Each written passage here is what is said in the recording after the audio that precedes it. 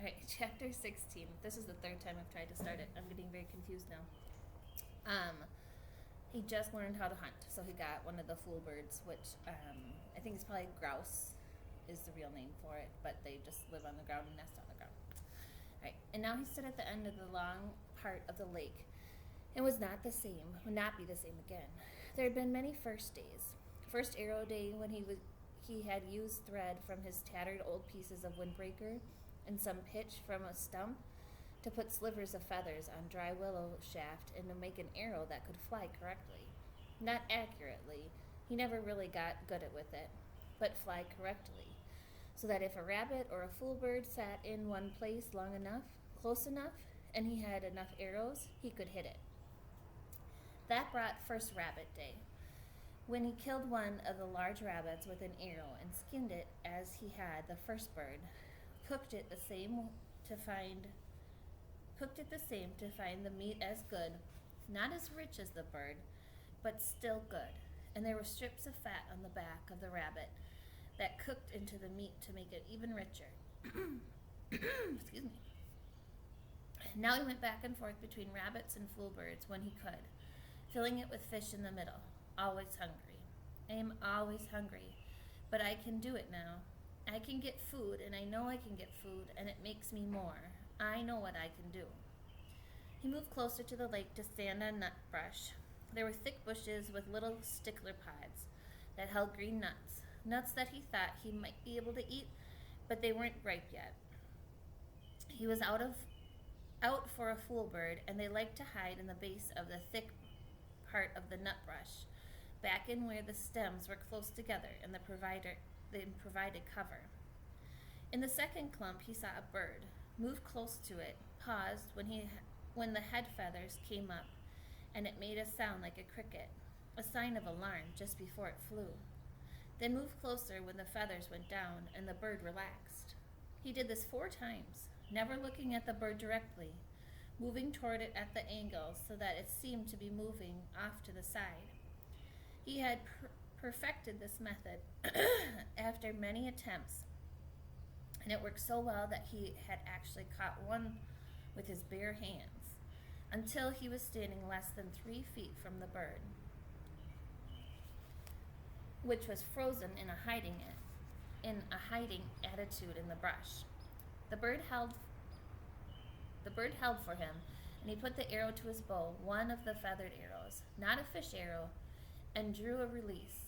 It was a clean miss, and he took another arrow out of the cloth pouch at his belt, which he made from a piece of windbreaker sleeve, tied at one end to make a bottom. The fool bird sat still for him, and he did not look directly at it until he drew the second arrow and aimed and released and missed again. This time the bird jerked a bit, and the arrow stuck to it so close it almost brushed its breast. Brian only had 2 arrows, and he debated moving slowly to change the spear over to his right hand and use it to kill the bird. One more shot. He decided he would try again. He slowly brought another arrow out, put it on a string, and aimed and released it, and this time saw the flurry of feathers. That meant he had made a hit. The bird had been struck off center and was flapping around wildly. Brian jumped on it and grabbed it and slammed it against the ground once, sharply, to kill it. Then he stood and retrieved his arrow and made sure they were all right, and went down the lake and washed the blood off his hands. He kneeled at the water's edge and put the dead bird and his weapon down and dipped his hands in the water.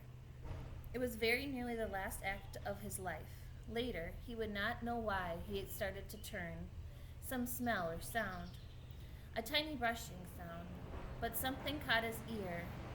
Sorry, it's garbage truck day. It's a little loud around here. But something caught his ear and nose, and he began to turn and had his head half around when he saw a brown wall of fur detach itself from the forest to his rear and come down on him like a runaway truck. He just had time to see that it was a moose. He knew them from pictures, but could not guess how large they were when it hit him.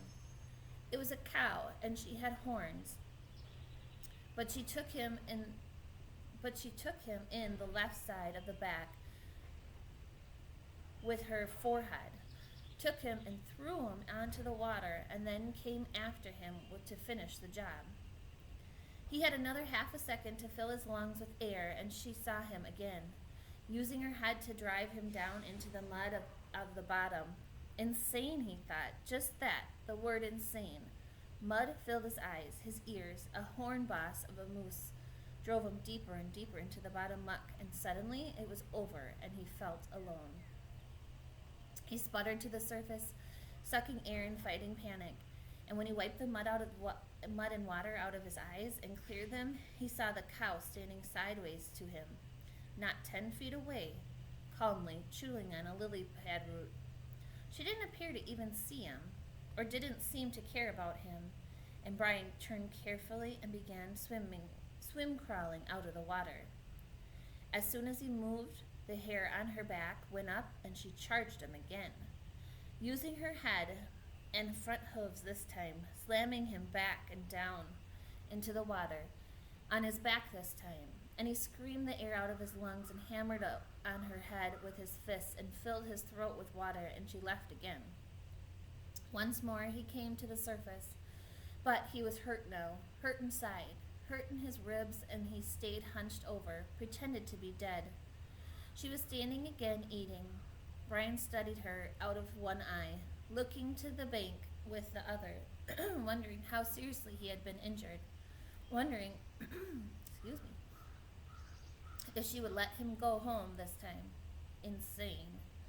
He started to move ever so slowly. Her head turned and her back hair went up, like the hair on an angry dog. And he stopped, took a slow breath, and the hair went down, and she ate.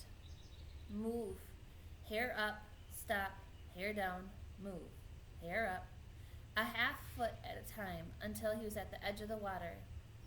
He stayed on his hands and knees. Indeed, he was hurt, so he wasn't sure he could walk anyway. And she seemed to accept that and let him crawl slowly out of the water and up into the trees and brush. When he was behind a tree, he stood carefully and took stock. Legs seemed all right, but his ribs were hurt bad. He could only take short breaths, and then he had a jabbing pain, and his right shoulder seemed to be wrenched somehow. Also, his bow and spear and foolbird were in the water.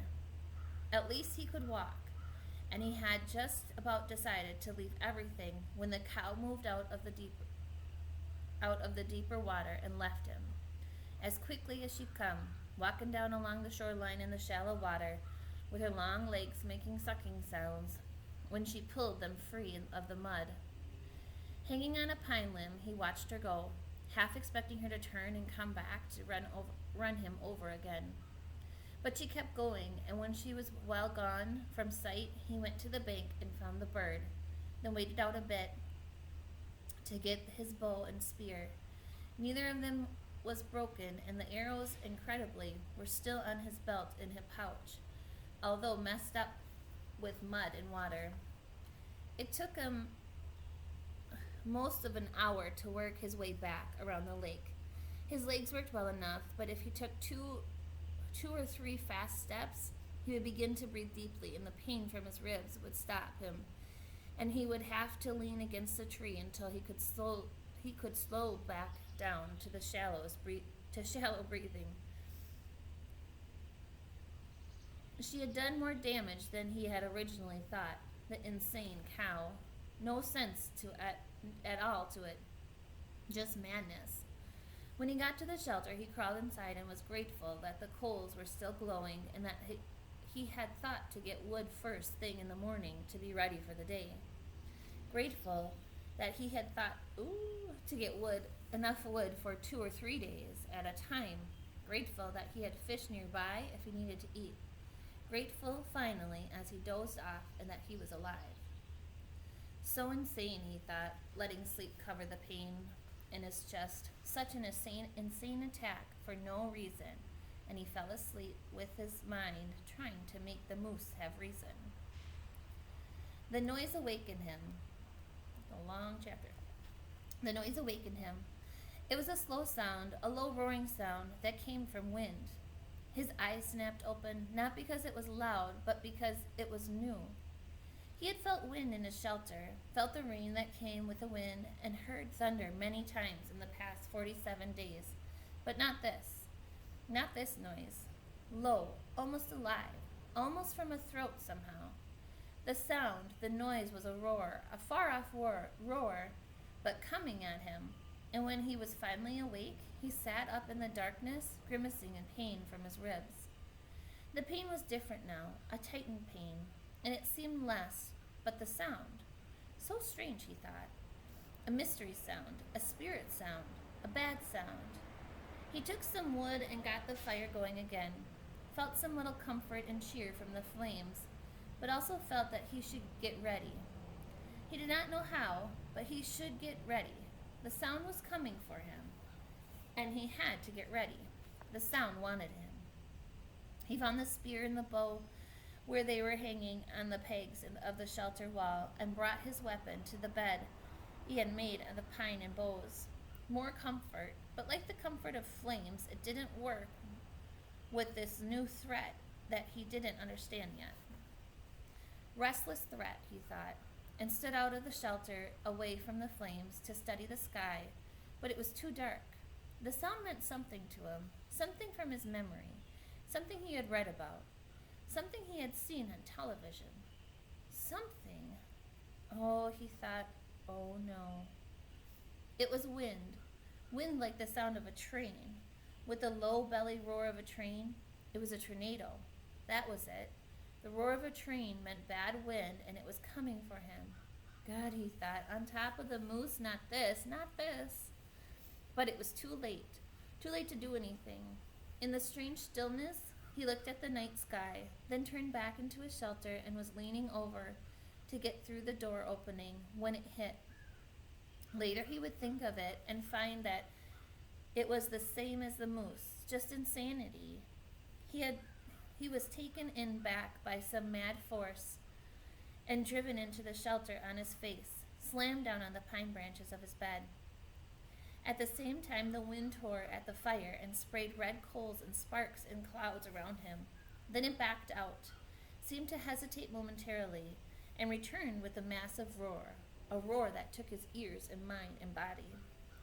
He was whipped against the front wall of the shelter like a rag, felt a ripping pain in his ribs again, then was hammered back down into the sand once more while the wind took the whole wall, his bed, the fire, his tools, all of it, and threw it out into the lake, gone out of sight, gone forever.